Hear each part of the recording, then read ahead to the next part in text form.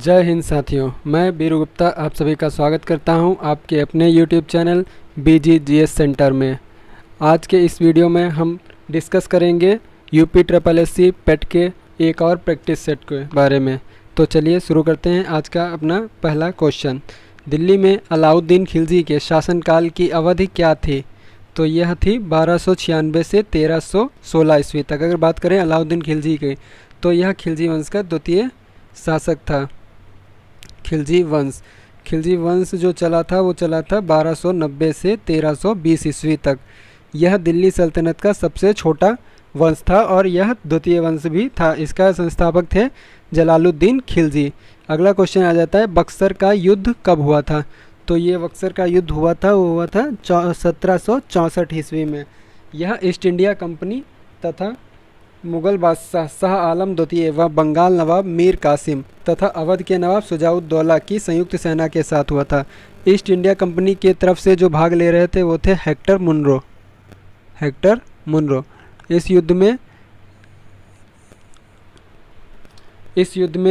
East India company की विजय हुई थी तथा इस युद्ध की समाप्ति इलाहाबाद की संधि से हुई थी। इलाहाबाद की इसमें दो संधियाँ हुई थी। पहली संधि जो हुई थी वह हुई थी शाह आलम के साथ तथा दूसरी जो संधि हुई थी वह हुई थी बंगाल नवाब शुजाउद्दौला के साथ। हम बढ़ते हैं अपने अगले प्रश्न की ओर। अगला प्रश्न हमारा आ जाता है, राजा हर्षवर्धन ने एक प्रसिद्ध नाटक लिखा। इस नाटक का नाम था नागानंद। अगर बात करें हर्षवर्धन की, तो यह पुष्यभूति वंश से संबंधित थे। और जबकि इनकी अन्य रचनाएं अगर पूछी, इनकी अन्य रचनाओं की बात करें तो ये हो जाती हैं रत्नावली और प्रियदर्शिका। इन्हीं के शासनकाल में इनके एक दरबारी कवि थे जिनका नाम था बाणभट्ट, जिन्होंने हर्षचरित की रचना की थी। अगला प्रश्न आ जाता है, सूरदास निम्नलिखित में से किस मुगल शासक के समकालीन थे? तो यह अकबर के समकालीन थे। अकबर का शासन था 1556 से 1605 ईस्वी तक। और जबकि अगर बात करें सूरदास की, तो यह थे 1478 से 1573 के बीच। इनकी रचनाओं की बात की जाए तो इसमें प्रमुख रूप से होती है सूरसागर, सूरसारवली, साहित्य लहरी, नल दमयंती तथा बेहलो। हम बढ़ते हैं अपने अगले प्रश्न की ओर। सिविल सेवा किसके शासनकाल में प्रारंभ की गई थी? तो बात करें सिविल सेवा की, तो सिविल सेवा का जनक भारत में लॉर्ड कॉर्नवालिस को माना जाता है। किंतु सबसे पहले सिविल सेवा का प्रारंभ वारेन हेस्टिंग्स ने किया था। अगर बात करें फर्स्ट इंडियन जिन्होंने सिविल सेवा को ज्वाइन किया था, तो वो थे सत्येंद्रनाथ टैगोर। ये थे सत्येंद्रनाथ टैगोर। हमारा अगला प्रश्न हो जाता है, 1857 ईस्वी के सिपाही विद्रोह के दौरान मुगल शासक बहादुर शाह जफर को किसके द्वारा गिरफ्तार किया गया था? तो इन्हें 1857 की क्रांति के समय कैप्टन हडसन के द्वारा गिरफ्तार करके यंगून की जेल में भेज दिया गया था। यह अंतिम मुगल बादशाह थे। अगला प्रश्न हो जाता है, पत्नी पति की बंधुआ दासी नहीं है, वह पति की तरह अपना रास्ता चुनने के लिए स्वतंत्र है। यह किसने कहा था? तो यह वाक्य थे महात्मा गांधी जी के। अगला प्रश्न हो जाता है, देशी रियासतों में लोगों के संगठनों द्वारा चले राष्ट्रीय आंदोलन को क्या कहते हैं? तो इसे कहते हैं प्रजामंडल आंदोलन। इसकी शुरुआत 1920 में हुई थी। अगला प्रश्न हो जाता है, सविनय अवज्ञा आंदोलन वर्ष 1930 में कहाँ से शुरू हुआ था? तो यह शुरू हुआ था दांडी से। दांडी गुजरात के नवसारी जिले में पड़ता है। 12 मार्च 1930 को गांधी जी ने साबरमती आश्रम से अपनी यात्रा शुरू की थी तथा 6 अप्रैल 1930 को गांधी जी ने दांडी नामक स्थान पर नमक कानून को तोड़कर इस आंदोलन की शुरुआत की थी।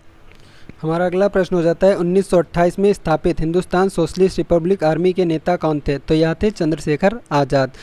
खुदीराम बोस पहले ऐसे क्रांतिकारी थे जिन्हें फांसी दी गई थी। लाला लाजपत राय, इन्होंने PNB की स्थापना की थी। सुभाष चंद्र बोस, यह आज़ाद हिंद फौज से संबंधित थे जिसकी स्थापना सिंगापुर में कैप्टन मोहन सिंह जी द्वारा की गई थी। हमारा अगला प्रश्न है, पृथ्वी के धरातल से वायुमंडल की निम्नलिखित संरचनाओं को व्यवस्थित करें। तो इसमें सबसे पहली जो होती है वो क्षोभ मंडल, फिर समताप मंडल, मध्य मंडल, ताप मंडल। इसके बाद बाहरी परत को कहते हैं बहिर्मंडल। अगला प्रश्न हो जाता है रानी झांसी समुद्री राष्ट्रीय उद्यान कहाँ स्थित है? तो यह स्थित है अंडमान और निकोबार द्वीप पर। अगला प्रश्न हो जाता है किस प्रकार की मिट्टी की जल धारण करने की क्षमता सर्वाधिक होती है? तो यह होती है दोमट मिट्टी, जो भारत में सर्वाधिक मात्रा में पाई जाती है। अगला प्रश्न है निम्नलिखित में से कौन सी नदी पश्चिम दिशा में बहती है? तो पश्चिम दिशा में बहती है नर्मदा। इसके अलावा तापी नदी, लूनी नदी, मांडोवी नदी तथा भरतपुझा नदी भी पश्चिम दिशा में बहती हैं। अगर पूछा जाए ये नदियाँ पश्चिम दिशा में बहने वाली नदियाँ कहाँ पर अपना मुहाना बनाती हैं? तो ये अपना मुहाना बनाती हैं अरब सागर में। अरब सागर में। जबकि जो पूर्व दिशा की ओर बहने वाली नदियाँ होती हैं जैसे कावेरी, कृष्णा, गंगा आदि नदियाँ, यह अपना मुहाना बंगाल की खाड़ी में बनाती हैं। हमारा अगला प्रश्न हो जाता है किस देशांतर से भारतीय मानक समय की गणना की जाती है? तो यह की जाती है 82 डिग्री 30 मिनट उत्तरी देशांतर। हमारा भारतीय मानक समय जो है वो स्टैंडर्ड टाइम से 5.5 घंटे आगे रहता है। अगला प्रश्न हो जाता है फिक्की का पूरा नाम क्या है? तो इसका पूरा नाम हो जाता है federation of Indian chambers of commerce and industry. बात करें फिक्की की तो इसकी स्थापना जो हुई थी वो हुई थी 1927 में और इसके संस्थापक हो जाते हैं घनश्याम दास बिड़ला व पुरुषोत्तम दास ठक्कर। जो हेडक्वार्टर हो जाता है वो हो जाता है नई दिल्ली में। इसके बात करें इसके अध्यक्ष कौन थे? तो इनके अध्यक्ष जो हैं वो हैं उदय शंकर। उदय शंकर इनके अध्यक्ष हैं। नेक्स्ट क्वेश्चन है सीमांत उपयोगिता वक्र हमेशा सामान्य परिस्थितियों में गिरता हुआ होता है।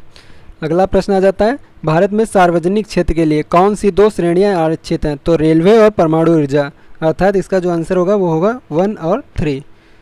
अगला क्वेश्चन डिस्ट्रिक्ट रूरल डेवलपमेंट संस्था किस वर्ष स्थापित की गई थी? तो यह स्थापित की गई थी 1980 में। अगला प्रश्न है किस वर्ष में प्रथम बार बैंकों का राष्ट्रीयकृत किया गया था? तो यह किया गया था 1969 में। 19 जुलाई 1969 को प्रथम बार बैंकों का राष्ट्रीयकरण किया गया था और वो भी इसमें 14 बैंकें शामिल थी। बात करें दूसरी बार जो हुआ था वो हुआ था 1980 में, सेकेंड टाइम। इसमें 6 बैंकों का राष्ट्रीयकरण किया गया था। प्रथम बार राष्ट्रीयकरण जब किया गया था तो प्रधानमंत्री इंदिरा गांधी थीं। अगला प्रश्न हो जाता है संप्रभु राज्य शब्द के संदर्भ में निम्नलिखित पर विचार कीजिए। तो इसमें से ऑप्शन होगा जो होगा उपरोक्त में से कोई नहीं। आज का अगला प्रश्न होता है निम्नलिखित में कौन सी पंचायतों के विकास के लिए सुझाव देने वाली सर्वप्रथम समिति थी? तो यह समिति थी बलवंत राय मेहता समिति। इसका गठन 1957 में किया गया था। इसने 3 स्तरीय व्यवस्था की सिफारिश की थी। बात करें पंचायती राज की, पंचायती राज, तो जो भारत में पंचायती राज दिवस मनाया जाता है वो मनाया जाता है 24 अप्रैल को। 24 अप्रैल को। इसी तरीके से जिस प्रकार बलवंत राय मेहता समिति बनी इसी प्रकार से अन्य समितियां भी बनी थी, जिसमें प्रमुख थी वीटी कृष्णामाचारी समिति, तख्तमल जैन समिति, अशोक मेहता समिति जिसने द्विस्तरीय व्यवस्था की सिफारिश की थी, जबकि जीवी के राय समिति और एलएम संघवी समिति भी इसके लिए बनाई गई थी। एलएम संघवी की समिति के सिफारिश के आधार पर ही पंचायती राज को संवैधानिक दर्जा दिया गया था।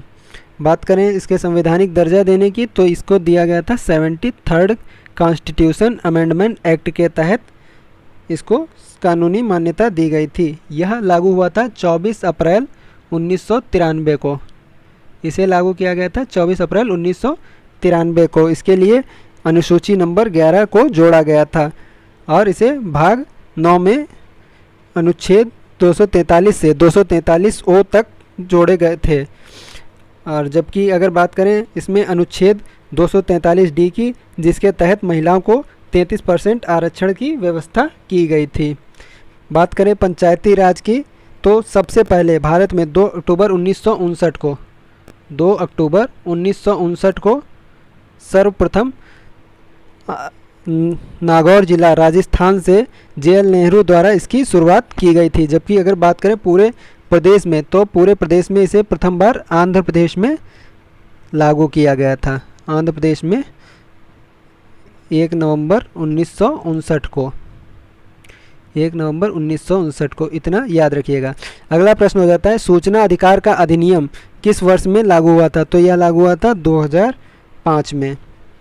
अगला प्रश्न है भारतीय संविधान के किस संशोधन द्वारा प्रस्तावना में 2 शब्द समाजवादी और धर्मनिरपेक्ष जोड़े गए थे? तो यह 42वां संविधान संशोधन के तहत जोड़े गए थे, जो हुआ था 1976 में।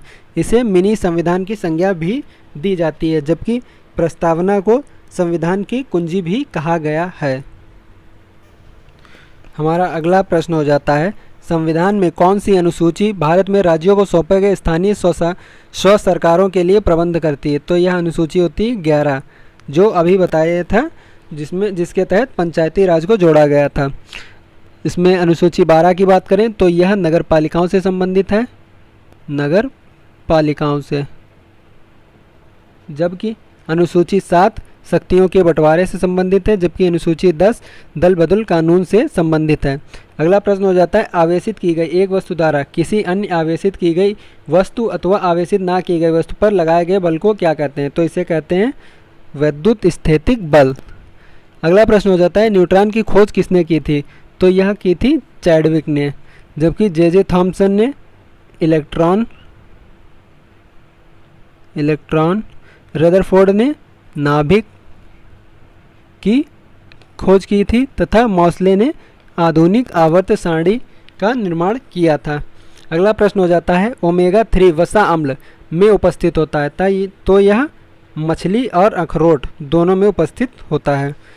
29वां प्रश्न है जुगाली करने वाले पशुओं का आमाशय में बटा होता है, तो यह 4 भागों में बटा होता है।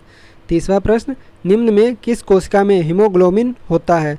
तो यह लाल रुधिर कणिकाओं में पाया जाता है। हीमोग्लोबिन ही हमारे शरीर में ऑक्सीजन के परिवहन का कार्य करती हैं। अगला प्रश्न हो जाता है निम्न में से किस ट्रेन का नाम बदलकर नेताजी एक्सप्रेस कर दिया गया? तो यह हावड़ा तथा कालका मेल का कर दिया गया है। 23 जनवरी 1921 को भारतीय रेलवे के द्वारा इसका नाम बदल दिया गया है। अगला प्रश्न हो जाता है केंद्र सरकार ने नेताजी सुभाष चंद्र बोस की जयंती को किस दिवस के रूप में मनाए जाने की घोषणा की?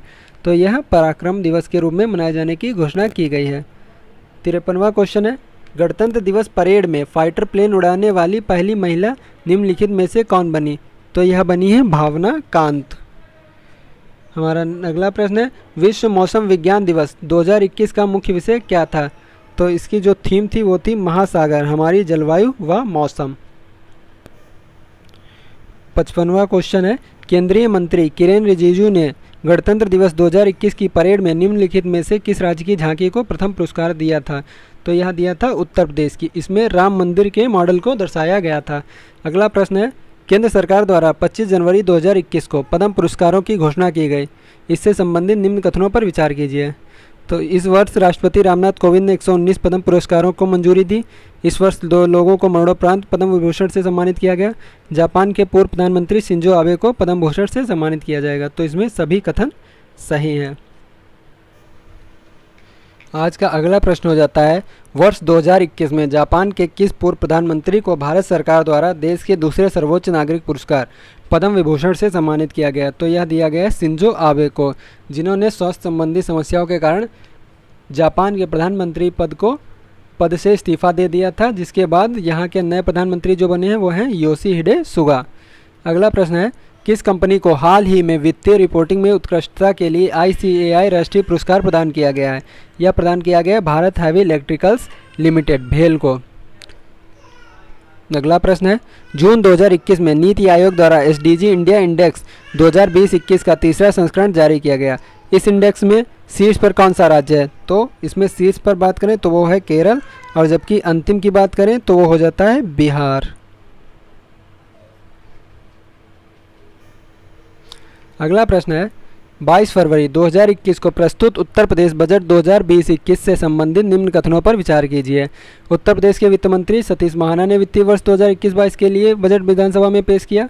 प्रस्तुत बजट का आकार रुपये 5,50,270.28 करोड़ है। तीसरा है यह बजट उत्तर प्रदेश के इतिहास का सबसे बड़ा बजट है। चौथा यह प्रदेश का पहला पेपरलेस बजट है। तो इसका जो सही ऑप्शन है वो है ऑप्शन बी 2, 3 और 4। उस समय उत्तर प्रदेश के वित्त मंत्री जो हैं वो थे सुरेश खन्ना जी। कौन थे? सुरेश खन्ना। अगला प्रश्न आ जाता है, भारत की पहली बुलेट ट्रेन कहाँ से कहाँ के बीच दौड़ेगी? तो यह है अहमदाबाद से मुंबई के बीच। और बुलेट ट्रेन का निर्माण जो भारत में हो रहा है वो जापान की मदद से हो रहा है। अगला प्रश्न है, सार्क के संबंध में निम्नलिखित में से कौन सा कथन सत्य नहीं है? सार्क सदस्यों ने साफ्टा नामक एक संधि पर हस्ताक्षर किए। इसका पहला सम्मेलन बेंगलुरु में हुआ। इसका मुख्यालय नेपाल के काठमांडू में स्थित है। सार्क की स्थापना वर्ष 1985 में हुई। तो जो इसमें कथन सत्य नहीं वो है, इसका पहला सम्मेलन बेंगलुरु में हुआ। इसका पहला सम्मेलन जो हुआ था वो हुआ था ढाका, बांग्लादेश में। अगला प्रश्न है, वी आर डिस्प्लेस्ड शीर्षक पुस्तक के लेखक या लेखिका कौन है? तो ये हैं मलाला यूसुफजई। इन्हें 2014 में शांति का नोबेल पुरस्कार दिया गया था और इन्हीं के साथ भारत के कैलाश सत्यार्थी को भी शांति का नोबेल पुरस्कार दिया गया था। मलाला यूसुफजई सबसे कम उम्र में नोबेल जीतने वाली महिला हैं।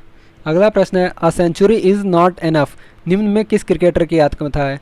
तो यह है सौरव गांगुली की, जो बीसीसीआई के 28वें प्रेसिडेंट हैं, बीसीसीआई के 28वें अध्यक्ष भी हैं।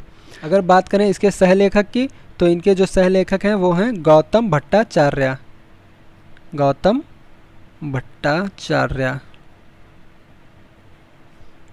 अगला प्रश्न आ जाता है, अमृता प्रीतम को उनकी साहित्यिक कृति के लिए भारतीय ज्ञानपीठ पुरस्कार से सम्मानित किया गया। तो यह थी कागज और कैनवास और यह दिया गया था इन्हें 1982 में।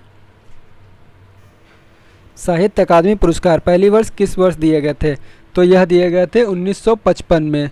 बात करें प्रथम साहित्य अकादमी पुरस्कार की, तो यह दिया गया था माखनलाल चतुर्वेदी जी को।